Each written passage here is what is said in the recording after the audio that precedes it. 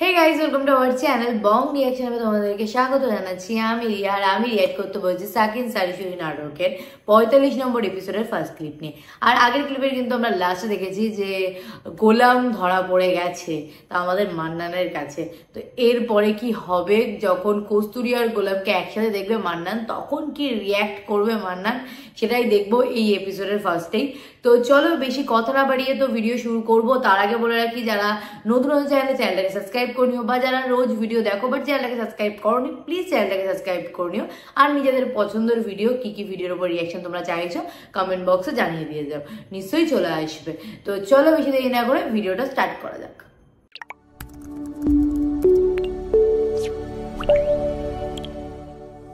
বাকি সত্যি সত্যি আমাকে ছেড়ে দিতে কইছে। মিথ্যে কথা কয়ে ছাড়লে তুমি যাবা না, তাই না? আমি তোমাকে না দেখে থাকতে পারবো না। আমার তো মনে হয় একই দশা হয়েছে। সাধন খুরু কি কয় জানো?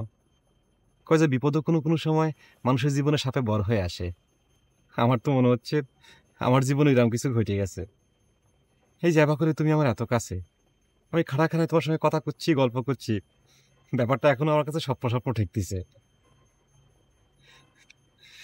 কস্তুরী, তুই এখন যাও তো, মেলা রাইট হয়ে গেছে। আমার তো তোমাকে ছেড়ে যাবার ইচ্ছে করতেছে না। মনে হচ্ছে তোমার আব্বা কয়ে তোমাদের বাড়িতে একটা কামলি এলি। অত আল্লাহ ভালো না। মন্ডল সাহেব যদি জানতে পারে তুমি তার বেটির হাত ধরিস, তাহলে কাইটা গাঙ্গে ভাসাই দিব। মন্ডল সাহেব কাটতে ফাঁসানোর আগে আমার তো মনে হচ্ছে আমি তোমাকে নিয়ে গাঙ্গের পানিতে ভেসে বেড়াচ্ছি। কস্তুরী, একটা গান গিয়ে শোনাও না।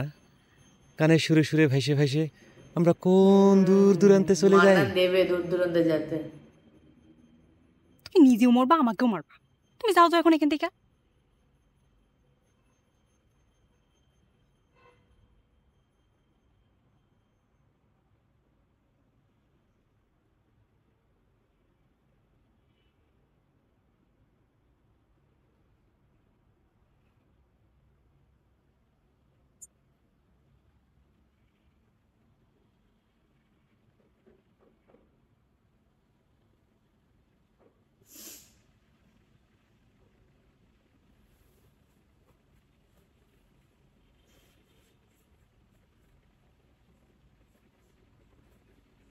বাবা কিছু কি কবেন? কথা আর কি কবরে বাপু, তুমি আবার কি মনে করো? আমি কি আপনার কোনো কথা কোনোদিন রাগ করেছি বাবা? না, তা করে না বৌমা। বুঝছিলাম প্রেমানন্দ শহরটা চলে গেছে, তুমি জানো নাকি? শুনেছি বাবা। সে যাওয়ার সময় তোমাকে কিছু হয়ে গেছে বৌমা? আমার তার কি কর আছে বাবা? না, এমনি করলাম মা। শহরটা যদি চলেই যাবি তাহলে মধ্যেখান থেকে এত কীর্তি করবার গেছিল কে? আমি খালি সেই কথা কই। আজকালকার সাল পাল খালি জানে বড় বড় কথা শুনে বের, এক একজন বিদ্যাসাগর হয়ে বের চায়। আরে বিদ্যাসাগর হওয়া কি অত সহজ? বিদ্যাসাগর বিদ্যাসাগর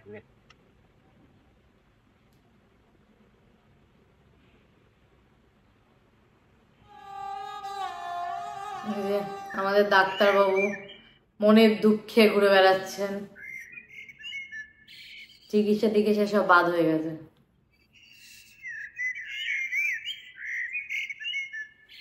একই ডাক্তার, তোমার সাইকেল ব্যাগের কি হলো? কিছুই হয় নাই, রুইতনের বাড়ির জমা রেখে আইছি। চিন্তা করতেছি এই সারিসুরি গ্রামে আর কোনো চিকিৎসাপত্র করবো না কারো, সেই জন্য ওসব বুঝা টুজা রেখে কি লাভ আমার? এ কি করছাও? আমরা তোমার কাছে কি অপরাধ করলাম রে ভাই? এই তুমি যদি আমাদের চিকিৎসা না করো তাহলে তো বিপদ। ভাঙাচোরা যাই হোক, তুমি তো আমাদের ভরসা। ভাঙাচোরা ভাঙাচোরা মানে তুমি কি বুঝাবার চাচ্ছাও? আমি তো আমার দেখলাম ভাঙাচোরা কোন জায়গা? আমার ভাঙা দেহ তো আমার শরীরটা ভালো না। ভাঙা ভাঙা তো তোমার, তোমার ধরে পিটিয়ে তোমার শরীর ভাঙে দেয়। নিঃস্বার্থ ভাবে এই সারিসুরি গ্রামের সব মানুষের চিকিৎসা করে দেয়, তার এই প্রতিদান দিলে গুরুদাস? হ্যাঁ, আমি তোমাকে ভাঙাচোরা বলিনি ডাক্তার, এই তুমি আমার ভুল বুঝতেছ। কিসের ভুল বুঝতেছি? তুমি এখন কথা ঘুরে চাও তাই না? কথা ঘুরেছি না শোনো, আমি এখন বুঝতে পারতেছি পার্শ্বদের বৌদি কিসের জন্য 2 দিন পর পর তোমাকে ধরে পিটিয়ে। আমি ভাঙাচোরা ডাক্তার হলি পরে এই বিনে পয়সায় তোমাকে যদি চিকিৎসা না করতাম তাহলে 1 বছরের ভিতর এই 327 ভোট কমে 227 নামে আসতো। 100 লোক মানে মরিয়ে কেলা যাইতো, আমি গ্যারান্টি দিয়ে কবে পারি ভাই। দাদা আমার ভুল হয়েছে। গায়ে হাত দাও কিছুর জন্য, ছাড়ো আমার গেলাম।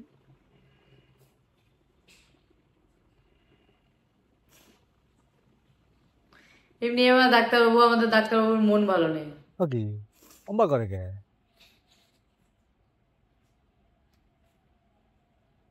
তুই সারা বলু কেবা করে?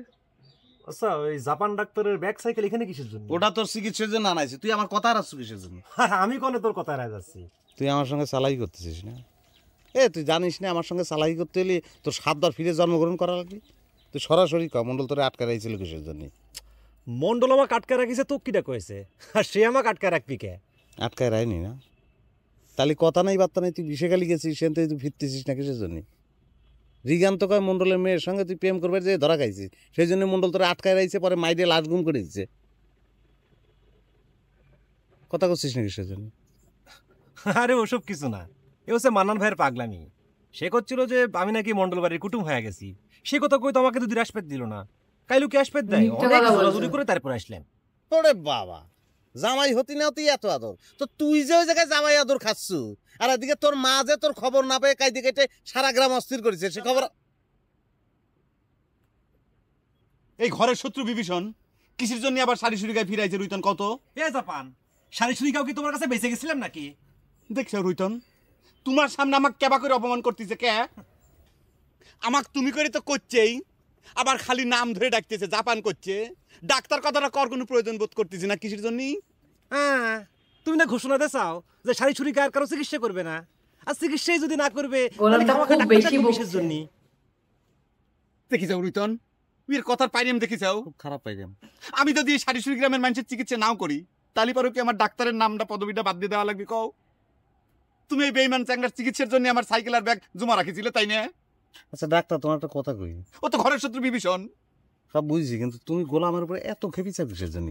তুমি যাবা আচরণ করতেছ, তার তো মনে হয় যে আমাদের গায়ের যে শত্রু আছে তার সে গোলাম তোমার বড় শত্রু। কি রহস্যটা কোনো কথা নেই ভাই রে রুইতন? হ্যাঁ, গোলাম যে আমার কত বড় ক্ষতি করেছে, কি সেটা যদি আমি খবর পাইতাম তাহলে তো ক্ষতিটা করে পারতো না। ও, তুমি আমার সাথে যে বেইমানি করেছো মনে রাখো, আল্লাহ কিন্তু সহ্য করবি না, বুঝছাও?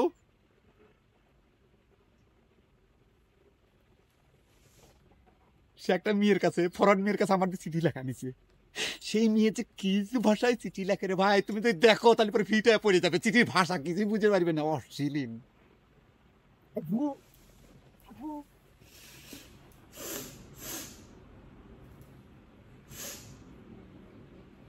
এই যে সকালবেলা বলছে সি কস্তুরি সি, এই তোমার টেস্ট দিয়ে এত খারাপ হবে পারে তা আমি স্বপ্নেও ভাবিনি। আমারই তো লজ্জায় মুখ দেখাবার ইচ্ছা করতেছে না।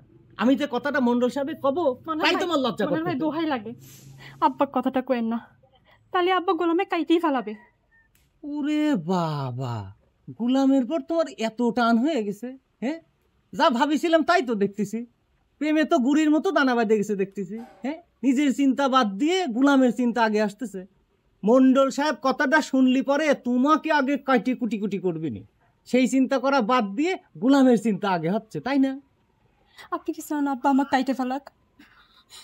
আমি আপনার এত বড় শত্রু হয়ে গেছি মান্নান ভাই? মান্নান ভাই, আব্বা কথাটা কইেন না, আপনার নতুন বইয়ের দোহাই লাগে মান্নান ভাই। কথা দিবার পারলাম না কস্তুরি। তুমি এনে খামাখা একটা মানসিক টানি আনতেছ কি জন্য গ্যাঞ্জামের মধ্যে? তারও তো একটা বিপদ হবার পারে।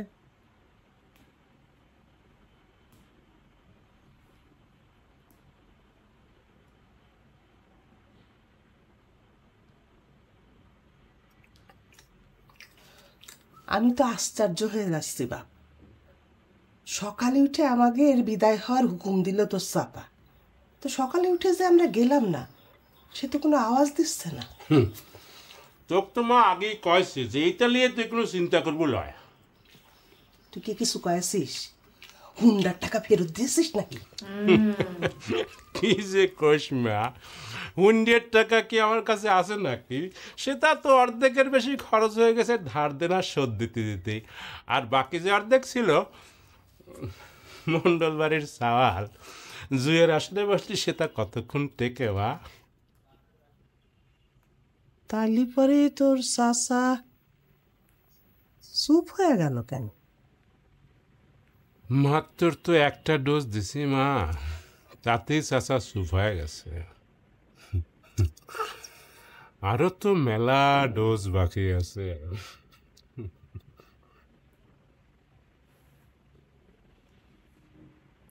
এই যে গুলাম এসছে, এবার কি করতেছে এখানে?